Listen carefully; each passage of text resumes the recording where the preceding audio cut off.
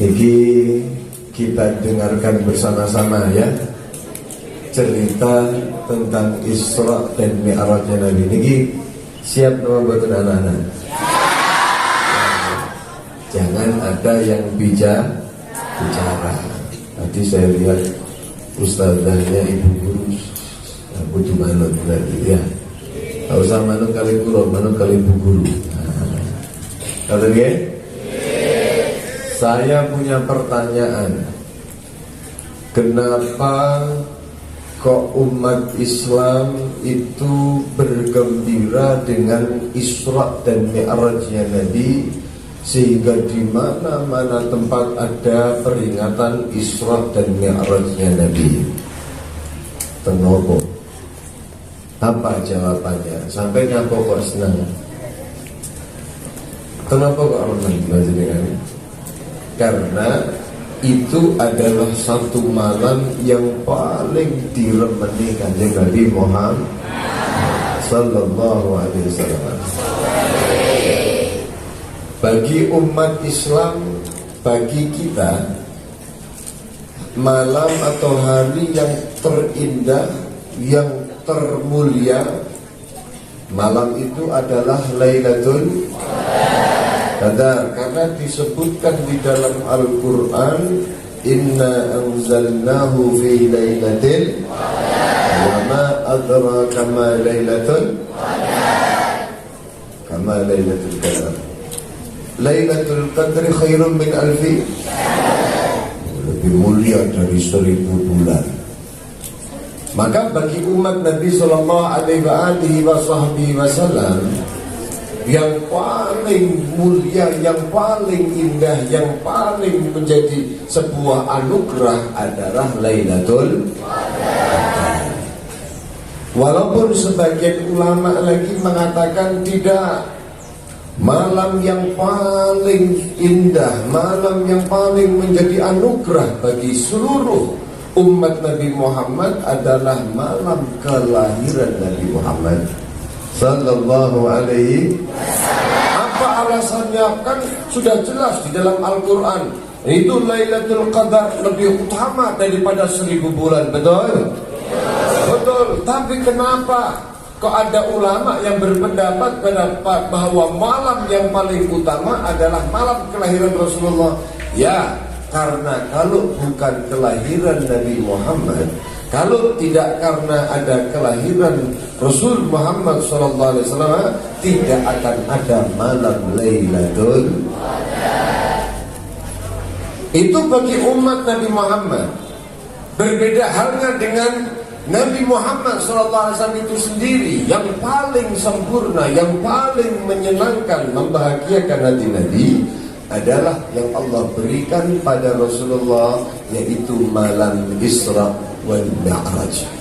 Malam diisrakan dan malam dimi'rajkan Nabi kita Muhammad sallallahu alaihi wasallam, terutama di dalam Mi'rajul Kubra.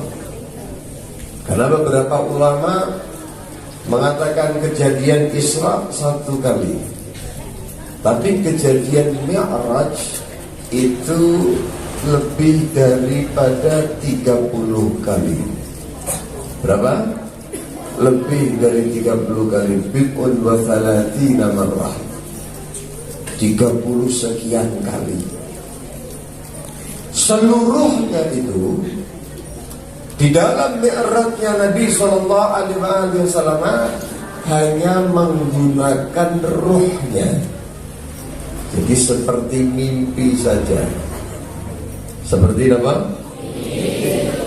Illa, kecuali satu mi'raj, yaitu Mi'rajul Kubra, yang terjadi pada tanggal 27 Rajab menurut kaul yang masyhur. Anak-anak yang dirahmati Allah Subhanahu wa ta'ala, maka kita harus tahu dari apa yang paling disenangi Nabi di kejadian itu, kita juga harus ikut senang. Nabi senang dengan malam Mi'raj, malam Isra, maka umatnya juga harus turut senang. Itu adalah tanda cinta. Kalau ada orang yang mencintai seseorang, lalu seseorang yang dicintai punya hari spesial, punya kejadian spesial, punya tragedi yang spesial, maka setiap siapa yang mengaku cinta kepada seorang itu juga harus senang dengan apa yang Allah berikan kesenangan kepada orang itu. Betul apa enggak? Ada seorang orang tua cinta kepada anaknya, anaknya ulang tahun pada hari itu, sejatinya yang bahagia siapa? Anaknya, tapi wong tuane melu seneng. Nggih napa mboten? Kenapa? Karena yang sepai seneng kali anaknya. Ada orang tua mendapatkan rizki, walaupun uang itu, rizki itu hanya untuk orang tua, anak nggak dapat, anak melu seneng napa mboten? Lek pancen anak ini kutresno kalian tiang sepae, cinta kepada orang tuanya, maka apapun kebahagiaan yang ada pada kedua orang tuanya itu merupakan kebahagiaan bagi anaknya. Nah, ini adalah satu tanda cinta, satu tanda kasih sayang. Umat Nabi Muhammad SAW cinta apa badan kepada Rasulullah? Cinta apa enggak kepada Nabi Muhammad? Cinta luar biasa. Maka kejadian apapun yang istimewa di mata Nabi Muhammad adalah kejadian yang istimewa di mata umatnya. Shallu ala Nabi Muhammad. Makanya sampai dari madrasah aliyah, madrasah tsanawiyah, madrasah ibtidaiyah, kumpul bareng semua santri-santrinya, siswa-siswinya, mengajarkan kepada anak-anaknya untuk apa? Cinta datang kanjeng Nabi Muhammad, membuktikan rasa cinta itu dengan memuliakan apa yang dimuliakan oleh Rasulullah Muhammad, apa yang disenangi oleh Nabi Muhammad sallallahu alaihi wa alihi wasallam. Jamaah yang dirahmati Allah, Nabi SAW diberikan kejadian yang luar biasa. Ini bahasa Indonesia atau Jawa beda ini. Ya. Tapi ada yang dari Al-Falah ya. Tidak paham bahasa Jawa nanti ya. Campur ya. Itu Rasul Sallallahu Alaihi Wasallam tidak serta-merta diberikan Isra wal Mi'raj yang menyenangkan betul hati Nabi Muhammad. Tidak langsung begitu saja. Ada proses. Ini menunjukkan bahwa kita semua itu tidak boleh instan. Tidak boleh instan. Sampai pengen sukses, pengen seperti ibu kepala sekolah, pengen seperti pengusaha sukses sana dan sini dan itu, betul. Berarti Anda kalau punya keinginan bagus, tinggal menikmati prosesnya. Dicetak dulu di Abdullah, di yayasan ini dicetak, dididik dulu. Ini semuanya pendidikan, ini adalah jalan kesuksesan. Allahumma nanti melanjutkan ke jenjang selanjutnya, proses kedua, terus proses ketiga. Di proses-proses itu pasti ada ujian. Ono ta wong sing nang kene bocah nang kene iki lek pengen mlebu atau naik kelas terus gak ono ujian? Ono. Musim pandemi ini ujian apa enggak? Tetap ya. Masya Allah. Guru kasih ujian kepada anak-anak santri, santriwati, siswa dan siswi ini bukan karena guru pengen anak-anaknya menikah puyeng, bukan. Sampai umat apa enggak ujian? Oh yuk sinau umat. Lek kula riyen boten nate umat. Tapi ranking. Nggih. Ranking. Walaupun enggak ranking 1 tapi ya masih ranking 2 karena kan lumayan. Jamaah yang dirahmati Allah Subhanahu wa taala, itu adalah ujian tanda kasih. Allah Subhanahu wa taala Nabi kita Muhammad bersabda, yang dimana sabda Nabi Muhammad tidak lain adalah wahyu dari Allah. La yantiqu anil hawa. Apa yang keluar dari mulut Nabi Muhammad tidak keluar dari hawa nafsu, in huwa illa wahyun yuha, kecuali itu adalah wahyu yang diwahyukan oleh Allah. Keluar dari lisan mulia Nabi Muhammad SAW, man yuridillahu bi khairan ibtalahu. Siapa orang yang dikehendaki oleh Allah Subhanahu wa ta'ala kebaikan, Allah ingin menaikkan derajat seseorang, Allah ingin muliakan seorang hambanya, maka ibtalahu, pasti akan dikasih bala, dikasih musibah, dikasih ujian. Dalam riwayat lain, yusib minhu, kasih musibah, musibah, ujian apa nih? Dikasih corona dan lain sebagainya. Ini kita harus husnudzon kepada Allah Subhanahu wa ta'ala, karena itu adalah proses daripada apa yang ingin Allah Subhanahu wa ta'ala berikan kepada hamba-hambanya. Nabi Muhammad SAW sebelum diberikan sebuah martabah yang tinggi, tadi saya lihat, saya dengar sebelum Mahalul Qiyam yang dibaca Sintuturan, betul ya? Wahina qurba awanu hadzal habib, itu kan Sintuturan. Sahibus Sintuturan, beliau Al-Habib Ali bin Muhammad Al-Habsyi. Beliau mengatakan tentang martabah yang Allah berikan kepada baginda Nabi Muhammad, yaitu rutbatun taskutul amani hasra dunaha ma wara'ahunna wara'u. Satu kedudukan, satu derajat yang Allah Subhanahu wa ta'ala berikan kepada Nabi Muhammad sallallahu alaihi wasallam, yang kedudukan itu semua orang yang berangan-angan untuk mendapatkannya telah berputus asa. Satu kedudukan yang tidak ada di atasnya sebuah kedudukan lagi. Artinya puncak daripada kedudukan seorang hamba kepada Allah Subhanahu wa ta'ala, dari Allah Subhanahu wa ta'ala untuk hambanya. Sebuah pangkat musyahadah, dapat melihat kemuliaan Allah. Sebuah pangkat mukalamah, bisa berinteraksi langsung tanpa wasitah Jibril alaihi salam, langsung interaksi kepada Allah Subhanahu wa ta'ala. Tidak diberikan dua kedudukan itu kecuali hanya kepada baginda Nabi Muhammad sallallahu alaihi wasallam. Tapi itu tidak diberikan begitu saja. Nabi Muhammad menjalani proses. Ketika dilihat Nabi Muhammad berhasil menjalani proses, Allah baru berikan. Sampean kalau ujian, setelah ujian sukses menjalani ujian, bagus nilainya, bagus akhlak dan moralnya, bagus, maka jenengan akan mendapatkan ranking peringkat, bahkan bintang pelajar. Betul? Begitu. Nabi Shallallahu Alaihi Wasallam prosesnya luar biasa, bukan seperti ujian kita. Pada tahun itu dijadikan dengan nama tahun Amul Huzun, tahun kesedihan. Kenapa? Karena di bangsa Arab kala itu menandai tahun bukan dengan tahun berapa, tidak ada hitungan tahun. Mereka menandai dengan kejadian. Ada dengan Amul Faidan, ketika Makkah tenggelam banjir.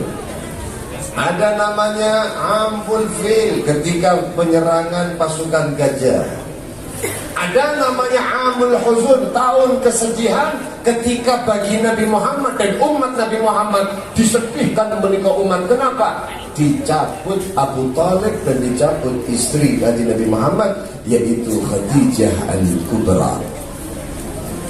Kedua orang ini yang mendinginkan Nabi Muhammad, kedua orang ini yang melindungi Nabi Muhammad SAW. Paman Nabi Muhammad Sayyidina Abu Talib, beliau yang dipandang oleh bangsa Arab, sehingga Nabi Muhammad SAW menikah sungkan untuk diserang, sungkan untuk dicampur tangan, diserang dengan tangan-tangan mereka. Kenapa? Mempertimbangkan Abu Talib adalah pemimpin daripada Arab. Khadijah Al-Kubra, istri tercinta baginda Nabi Muhammad sallallahu alaihi wasallam, yang ketika capek berdakwah Rasulullah Muhammad, ketika tidak mendapatkan perlindungan, tidak mendapatkan dukungan di luar sana, begitu pulang ke rumahnya ada seorang perempuan yang mendinginkan suasana Nabi Muhammad sallallahu alaihi wasallam, dicabut kala itu juga. Ini lihat, di mana-mana pasti ada peranan buat mas-masnya niki kudu mulyane wong wedok. Nggih. Nggih. Dimanapun kejadian Islam pasti ada peranan apa? Walaupun pemeran utamanya ya tetap laki-laki. Ya. Tapi ada peranan perempuan di dalam Islam. Mulai sejak perjuangan pertama Nabi Muhammad ada perempuan. Mulai sejak dilahirkan Nabi Muhammad saja sudah perempuan. Kemudian di dalam hijrahnya Nabi Muhammad ada perempuan dan lain sebagainya. Maka Sayyidah Khadijah itu dicabut nyawanya oleh Allah Subhanahu wa taala kala itu, maka Nabi Muhammad tidak ada lagi yang mendinginkan suasana, yang mendukung dakwahnya Nabi, membentengi daripada kekejaman kafir Quraisy juga sudah tidak ada. Kala itu semakin besar daripada tekanan yang dilakukan oleh bangsa kafir Quraisy menindak Nabi Muhammad SAW. Tadinya hanya menggunakan lisan dan lisan mereka, hanya dengan perkataan cacian mereka. Begitu wafat Abu Talib, maka Nabi Muhammad mulai dipukul pakai kotoran-kotoran unta, mulai dihinakan Rasul Muhammad SAW ketika beliau sholat dicekik dari belakangnya Sallallahu alaihi wasallam. Kemudian sudah jelas tertolak dakwah Nabi Muhammad di Mekah, berusaha untuk jalan ke Taif mencari sebuah dorongan, dukungan dari ahlu Taif. Tapi yang terjadi adalah satu hal yang mengecewakan bagi Nabi Muhammad. Nabi Muhammad SAW dilimpari bebatuan oleh mereka-mereka yang disuruh oleh pembesar-pembesar Taif, anak-anak kecil, orang gilanya melempari Rasulullah Muhammad. Pertanyaannya, kenapa kok anak kecil dan orang-orang yang gak waras yang melempari Nabi Muhammad? Ada tahu jawabannya? Kenapa kok bukan orang dewasa-dewasanya, bukan orang-orang yang sehat akalnya yang melempar Nabi Muhammad? Pada dasarnya di dalam hati mereka ada keimanan, ada keyakinan bahwa Nabi Muhammad adalah seorang Rasul, karena mereka melihat daripada tanda-tanda kenabian Nabi Muhammad SAW. Tapi yang namanya kesombongan menutupi hati mereka, sehingga mereka tetap tidak beriman kepada Nabi Muhammad, sehingga memerintahkan anak-anak kecil dan orang-orang yang tidak berakal untuk melempari Nabi Muhammad. Karena khawatir ketika yang melempari adalah mereka, nanti Allah akan menurunkan azabnya dari atas langit. Sallallahu alaihi Nabi Muhammad. Sehingga Nabi Muhammad tersiksa luar biasa, berdarah-darah Rasulullah Muhammad. Perjuangan luar biasa, sampai dikatakan kaki Nabi Muhammad berdarah sampai sandal beliau berwarna dengan warna darahnya. Nabi SAW ditawari malaikat, kencet saja wahai Nabi jika kau ingin.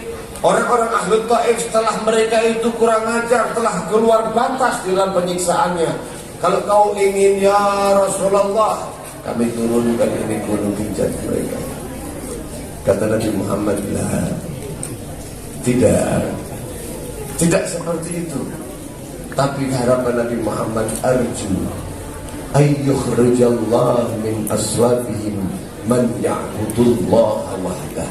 Aku masih berharap nantinya keluar dari sulbi-sulbi mereka orang-orang yang mengesahkan Allah Subhanahu wa ta'ala semata. Maka dari perjuangan Nabi Muhammad ini bisa kita teladani bahwa kita gak boleh menyerah dalam berjuang, betul? Kalau ujian yang sungguh-sungguh jalani. Nabi Muhammad gak nyerah begitu aja, bukan berarti kemudian diam. Ya, bukan berarti diam.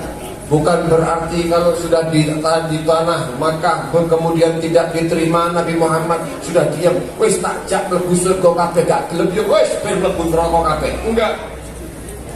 Masih ke Taif, di Taif gak diterima. Nabi Muhammad tidak kemudian diam, wis kalau begitu sudah, kalau gitu kita tinggalkan agama ini. Tidak, dikasih tawaran oleh pamannya, wahai Muhammad, hentikan saja dakwahmu ini, maka kau akan diberikan apapun yang kau minta. Keduniawian mereka akan tanggung daripada pemimpin-pemimpin bangsa Arab. Mereka akan kumpulkan dana untuk menyokong kau asal kau berhenti berdakwah. Mereka akan berikan wanita-wanita, istri-istri yang cantik untuk engkau kalau kau mau berhenti dalam berdakwah. Tapi apa kata Nabi Muhammad Shallallahu Alaihi Wasallam? Kalau seandainya mereka mampu meletakkan matahari ada di dalam pundak kananku dan rembulan ada dalam pundak kiriku, maka aku tidak akan pernah tinggalkan hadzal amr. La atruka hadzal amr. Aku tidak akan pernah tinggalkan perkara ini, tidak akan pernah tinggalkan dakwah ini. Nabi Muhammad tidak mudah untuk putus asa.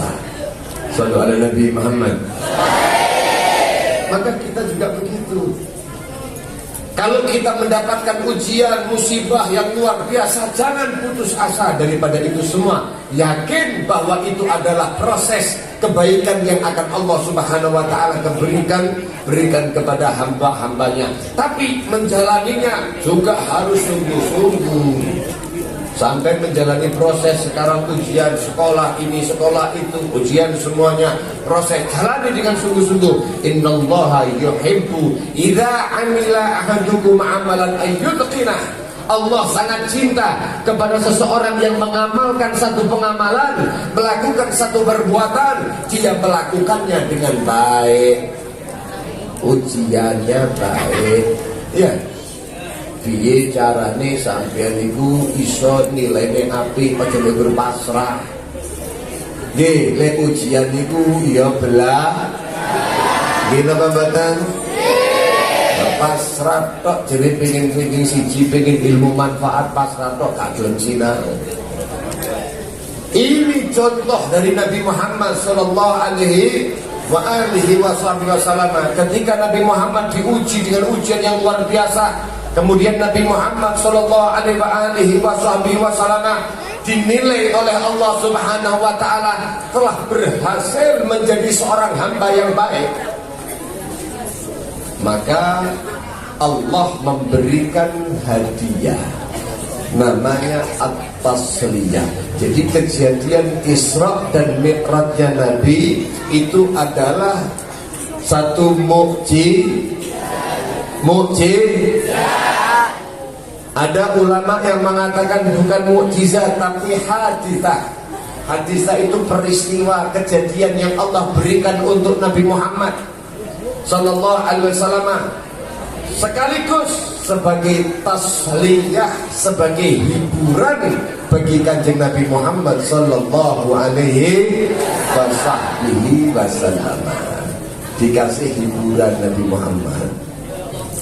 Kapan dikasih hiburan itu? Setelah berhasil mendapatkan gelar penghambaan kepada Allah. Makanya di dalam ayat Al-Quran, dalam surat Al-Isra dijelaskan, a'udzubillahi minasyaitonir rajim.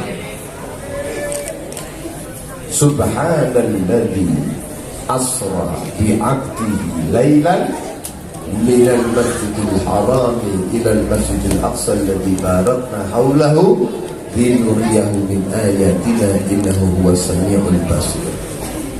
Disebut di situ Subhanalladzi asra bi abdihi, bukan bi Muhammad, bukan bi Ahmad, bukan bi rasulihi, bukan bi nabiyihi, bukan bi sayyidil mursalin, bukan bi asyrafil anbiya wal mursalin, bukan. Akan tetapi bi abdihi disebutkan penghambaannya.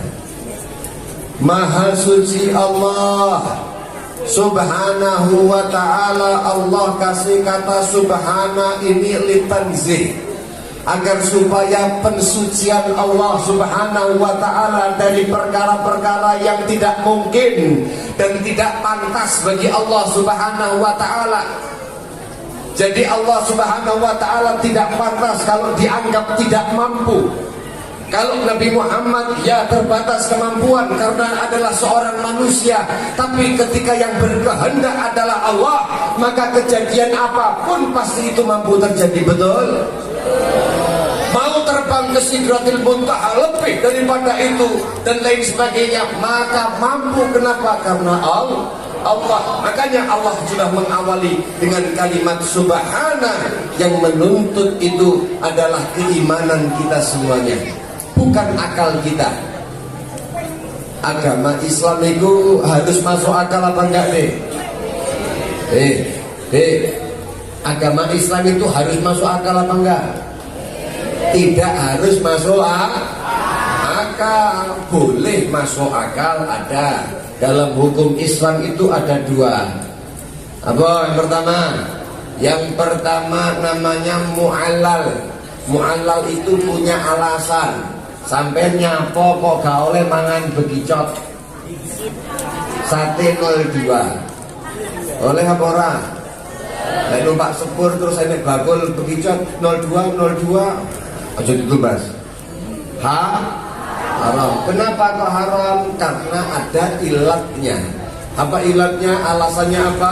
Alasannya menjijikan. Loh Beb, tapi kan saya gak jijik. Iyalah sampean.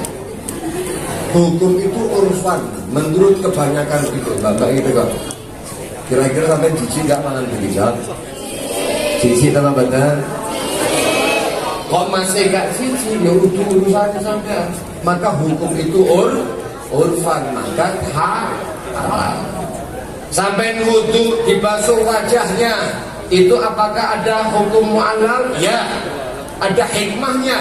Kenapa? Karena wajah itu adalah mahallut tawajjuh, tempat di mana kita memandang. Maka kita agama Islam adalah agama yang menuntut kita untuk kebersihan, an-nadhafatu minal. Dikaitkan dengan keimanan, agama ini mengajarkan kebersihan.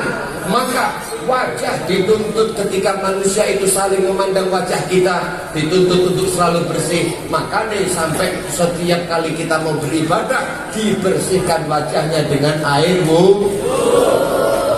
Itu ada alasannya. Ada kalanya di dalam agama yang tidak ada alasannya. Makanya sampean-sampean itu lek beragama agama Islam kemudian gak masuk akal, kudu iman. Contoh niki sampean pernah nggak diajari? Belum pernah mungkin ya, ada pelajaran masalah masul kufain, membasuh atau mengusap uzah, mengusap kufain, semacam sepatu tapi nggak ono sole, semacam kaos kaki tapi bukan kaos, dari kulit ya. Biasa dipakai oleh bangsa Arab, sampai sekarang masih dipakai. Dulu saya mondok di Arab juga pakai seperti itu ketika musim dingin. Pakai tali, kalau sekarang pakai resleting. Ya, itu susah dicopot. Maka boleh di dalam agama Islam ketika wudhu nggak pokok orang basuh sikil, hanya mengusap yang namanya kufain itu diusap dengan air. Shallallahu alaihi Nabi Muhammad. Paham ya? Koyok kaos kaki tapi songkok kulit kambing, kulit sapi diusap tok. Kenapa? Karena agama ini mempermudah urusan umatnya. Maka yang diusap wajibnya yang atas apa yang bawah? Saya mau tanya. Yang diusap atasnya apa yang bawah? Yang kotor yang atas apa yang bawah? Yang bawah. Berarti yang diusap yang salah, yang diusap yang atas. Makanya Sayyidina Ali bin Abi Thalib mengatakan, kalau seandainya agama ini adalah hanya masuk ke dalam akal, maka tidak mungkin Kanjeng Nabi Muhammad mensyariatkan, memerintahkan masalah uzah atau masalah hufain ini. Yang diusap adalah yang di atas, gak mungkin, pasti yang bawah, karena yang kotor yang bawah. Ini menunjukkan bahwa agama ini tidak melulu harus masuk akal. Lek sampean itu menuntut agama harus masuk akal kabeh, liberal. Aja sampai orang sudah liberal ya. Nggih. Wah, mengaku ini cendekiawan, pemikir dalam Islam, masya Allah, pinter, alim, apal kono apal kini. Tapi dia menuntut, berarti ini gak masuk akal. Lek gak masuk akal, gak dewi iman, ya bahaya. Kejadian Isra dan Mi'raj itu termasuk daripada kejadian yang harus menggunakan iman, bukan hanya menggunakan akal. Nabi Muhammad diterbangkan daripada Sidratul, daripada Mekah kepada mana? Kepada Palestina, dari Masjidil Haram ila Masjidil Aqsa. Diterbangkan ke situ, naik lagi sampai ke Sidratul Muntaha, ke Baitul Ma'mur, lalu berjumpa dengan Allah Subhanahu wa ta'ala. Jamaah yang dirahmati Allah Subhanahu wa ta'ala, ini jangan salah paham. Nabi Muhammad itu bertemu dengan Allah setelah di Baitul Ma'mur. Tahu Baitul Ma'mur enggak? Sumber Baitul Ma'mur bagaimana? Baitul Ma'mur itu adalah di langit yang ketujuh. Di langit ketujuh, di situ tempatnya malaikat-malaikat Allah beribadah. Dikatakan dalam riwayat hadis bahwa setiap hari di Baitul Ma'mur malaikat Allah ciptakan 70.000 dan Allah masukkan ke Baitul Ma'mur, beribadah di Baitul Ma'mur, kemudian mereka keluar dari Baitul Ma'mur dan tidak akan pernah kembali. Setiap hari 70.000 malaikat masuk dengan malaikat-malaikat yang berbeda.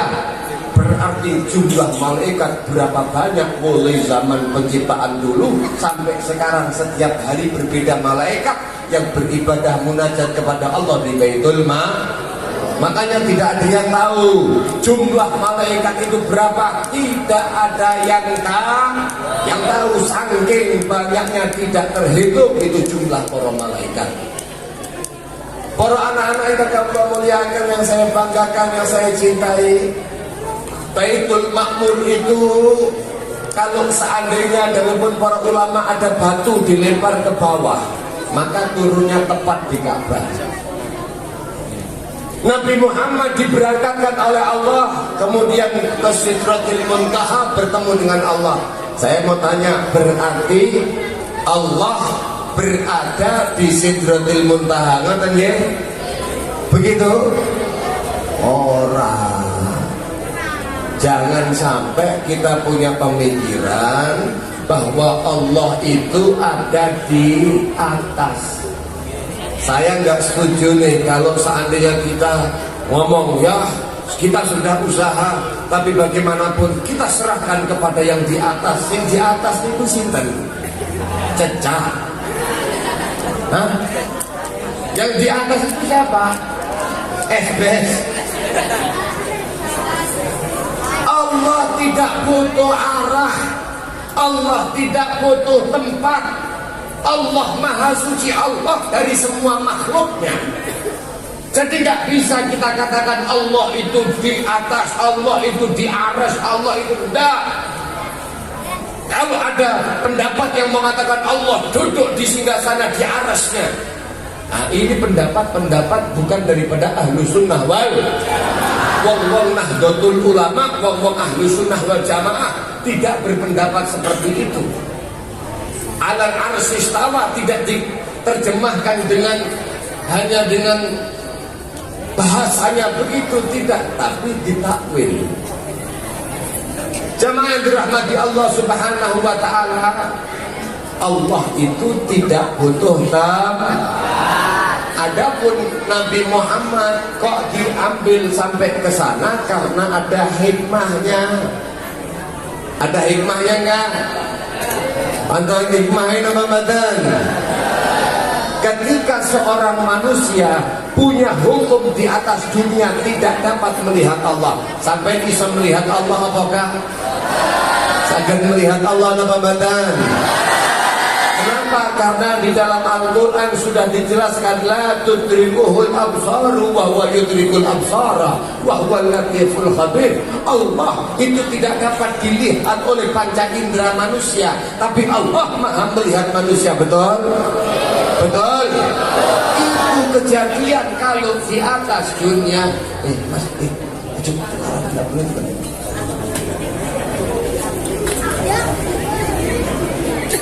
Nih, sing rukun.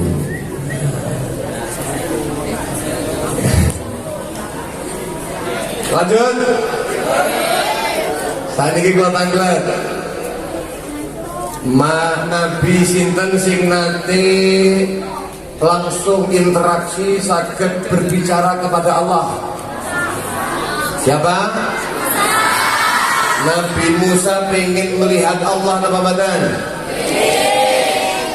Rabbi arini anzur ilaika, tampakkan wajahmu ya Allah sehingga Musa dapat melihatmu. Apa kata Allah Subhanahu wa taala? Qala lam tarani, Musa sampai ora iso ndelok aku. Kenapa? Karena Nabi Musa tidak dimi'rajkan. Karena Nabi Musa derajatnya belum cukup seperti derajat Nabi Muhammad SAW, maka hukum di atas dunia Allah tidak dapat delay. Rek sampean enek wong ngaku aku ndelok Gusti Allah, aku sih kecuali dimi'rajkan. Ya, kecuali dimi'raj. Nabi Muhammad dimi'rajkan, hikmahnya adalah untuk menghilangkan dalil tersebut, sehingga masuk kepada dalil yang lain, yaitu wujuhu yauma idzin ila rabbiha, wajah-wajah orang yang beriman kala itu nanti di hari kiamat, di akhirat berseri-seri. Apa yang membuat mereka berseri-seri?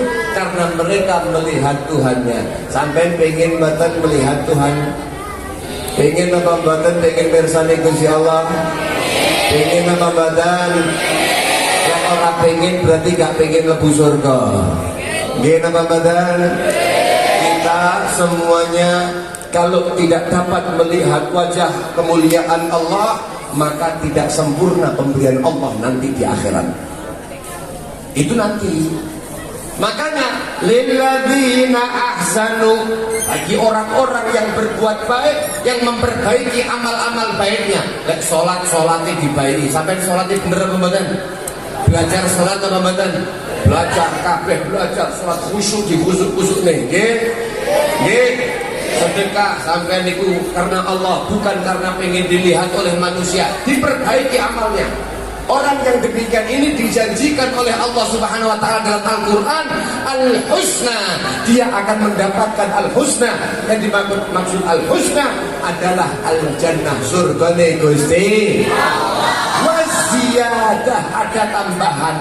Ada surga dan tambahan. Sampai tahu enggak maknanya ziyadah? Ziyadah itu adalah an-nazar ila wajhillahil karim, saged mirsani Gusti Allah.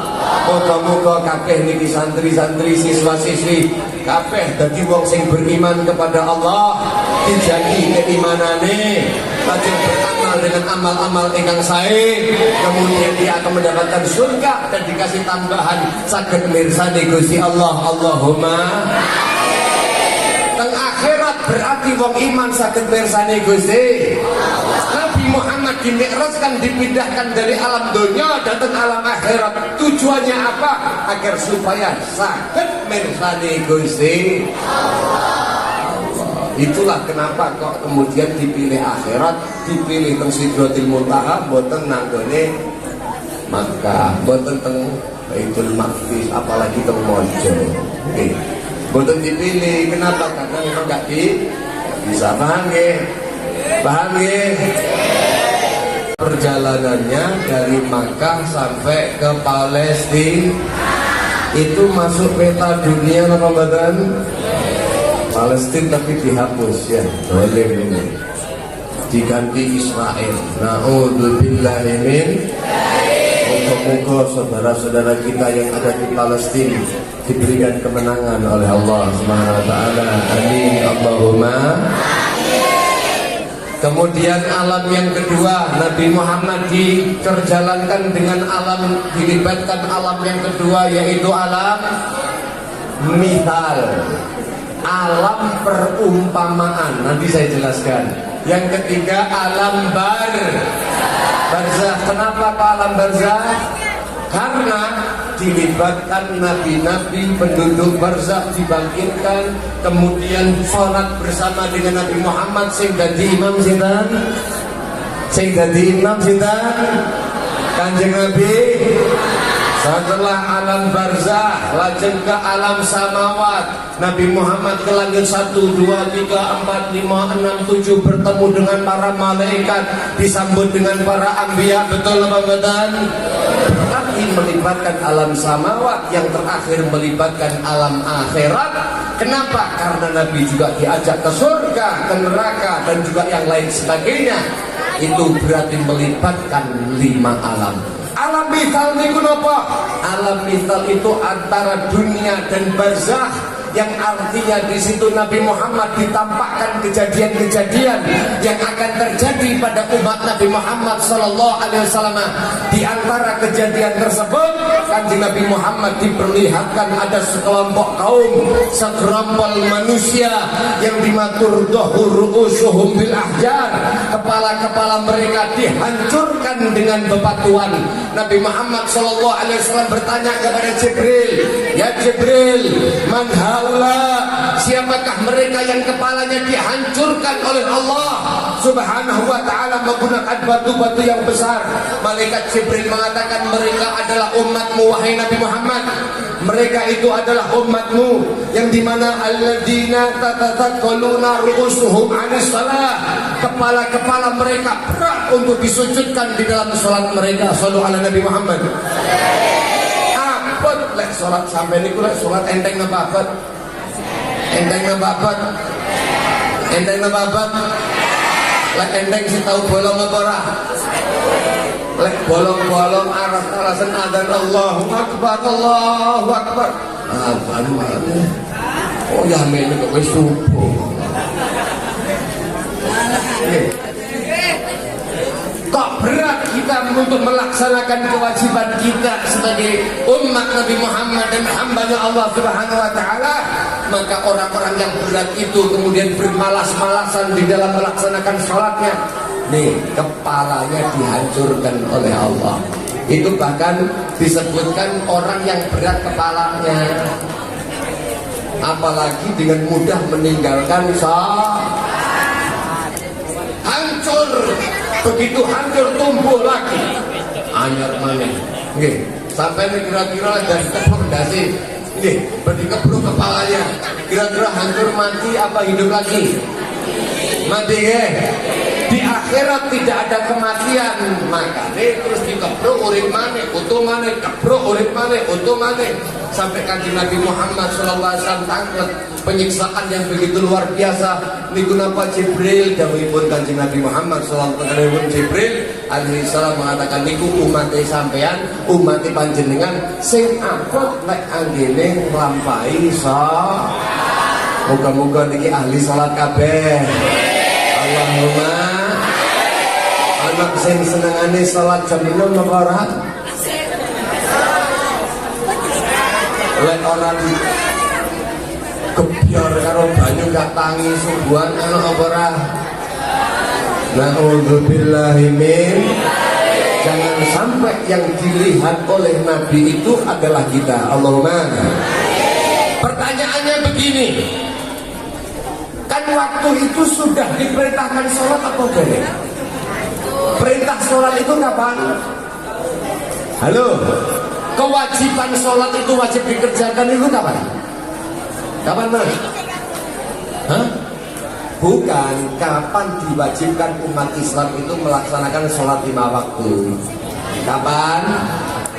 Setelah Isra, setelah setelah bertemu Allah.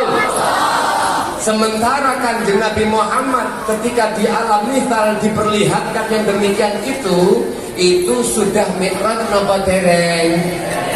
Berarti belum wajib ada sholat 5 waktu. Tapi kok sudah ada gambaran orang yang dipukuli kepalanya gara-gara meninggalkan sholat.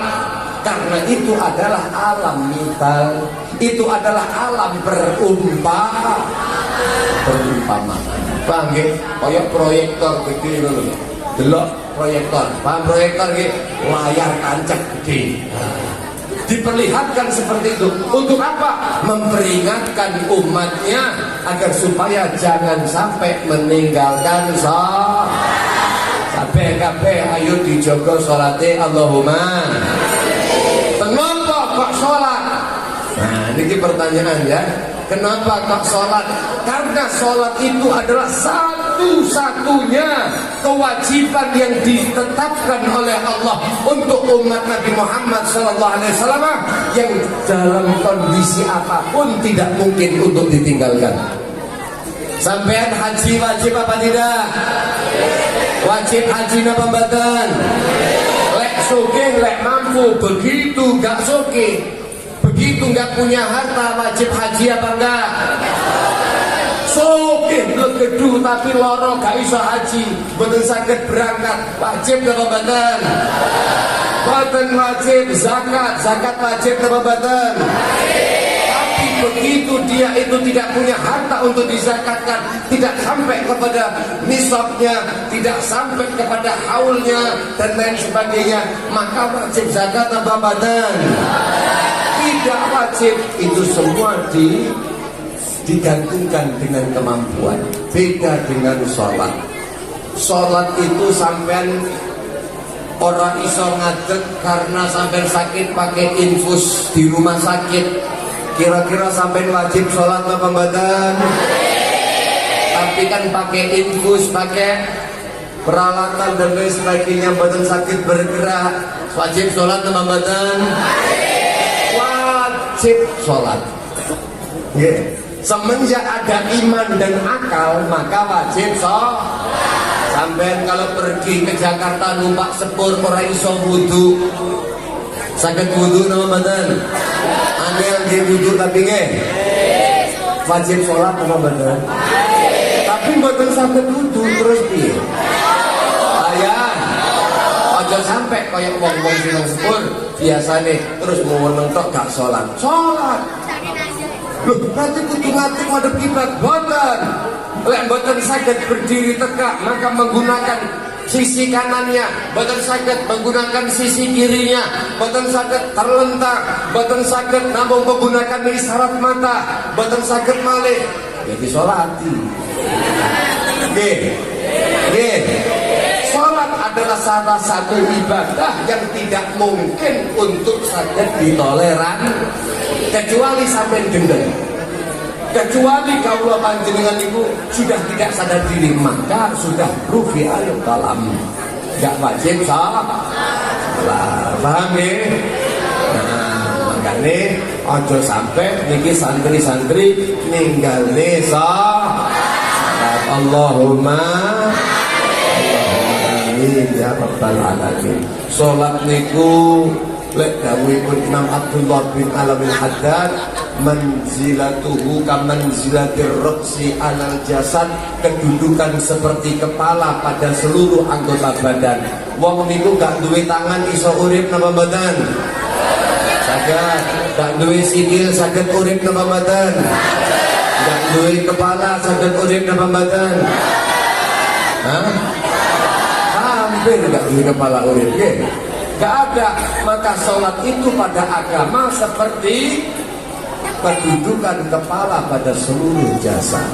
Ya, muka-muka kabeh niki santri-santri, siswa-siswi semuanya termasuk orang-orang yang ahli salat.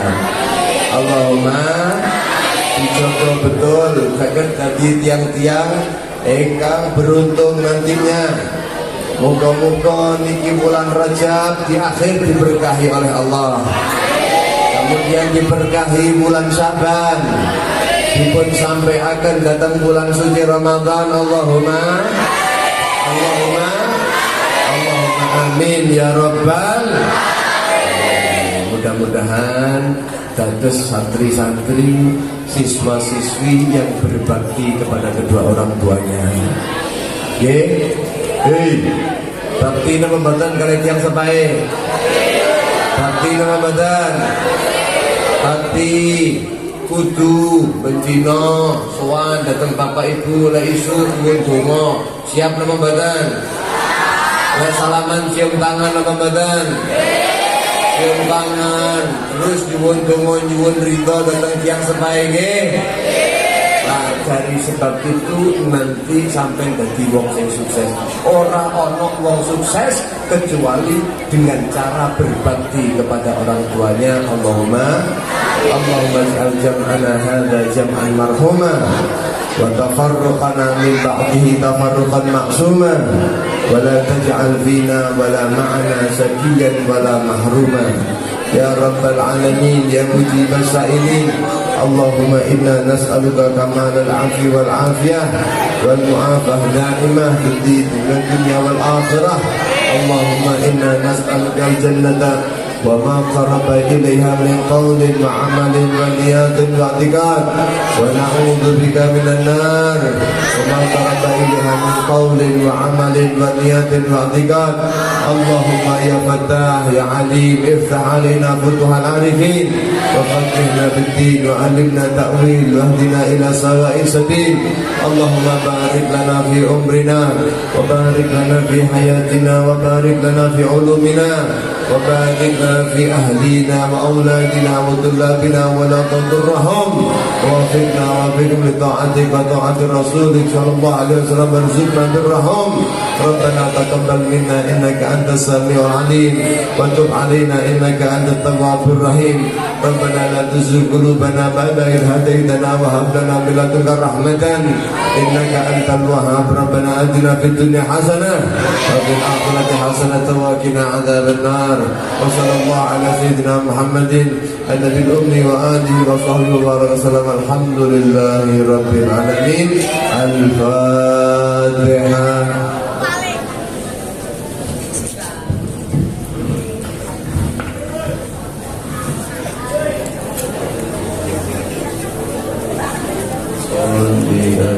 Niku yang saged kula aturaken mulai awal sampai akhir. Apabila ada kesalahan dalam mengucap, saya mohon maaf yang sebesar-besarnya. Mudah-mudahan bermanfaat. Assalamualaikum warahmatullahi